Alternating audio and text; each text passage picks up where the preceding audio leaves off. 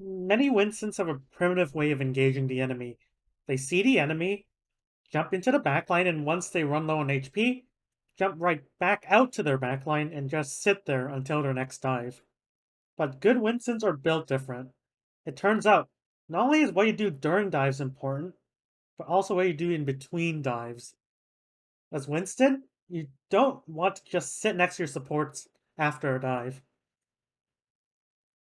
Instead, you should, as early as possible, start moving towards positions that threaten the flanks of the enemy, even if you can't immediately dive afterwards. This accomplishes two important things.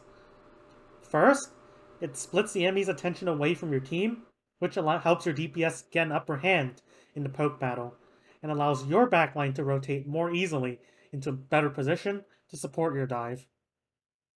You might also bait the enemy into using cooldowns in an attempt to force you out, but since you're not committed to the fight yet, that just allows you to farm ult charge for you and your team. Second, it puts you in a better position to initiate the dive. By engaging from a deep position, you take less damage, surprise enemies more, and potentially get to save your leap for escape, which is huge against certain comps. Let's go over an example. Here, Dallas initially clear Fate and force him to jump back. But, instead of just staying on the bridge, Fate starts moving towards the pillar when Dallas looked to rotate the point.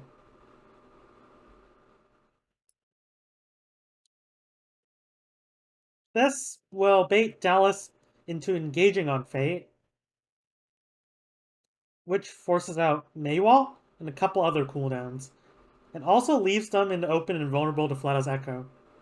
In addition, they they also feed Izayaki Nano, which he uses on Fate.